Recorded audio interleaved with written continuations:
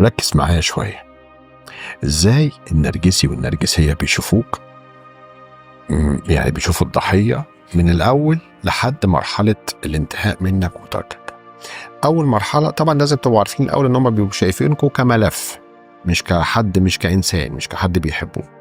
أول مرحلة طبعا انتوا عارفين النرجسيين بيبقوا شايفين نفسهم إن هم ملايكة غير البشر، فبيشوفوك الملاك أو الخلاص الأخير أو المخلص لهم من كل حاجة وكل مشاكل في الدنيا، وهتبقى خلاص ليهم، بيقدسوك تقديس. دي أول مرحلة، فبيعاملوك معاملة لا تتخيلها. بعد كده المرحلة التانية مرحلة إن هو شايفك كعبد، إن هو بقى يعاملك بعبودية وإذلال. خلاص كيس الدنانير بتاعه سعادتك بقى بيخلص، أو العروسة الفظيعة الجميلة اللي كان شايف فيها حاجات حلوة، عيلة حلوة بتاع، خلاص دي بالنسبة له انتهت، بقت حاجة عادية.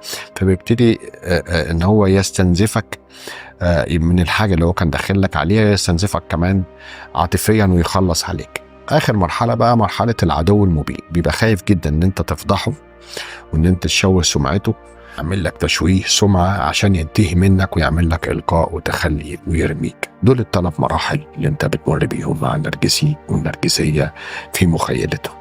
وديها للي مستنيها.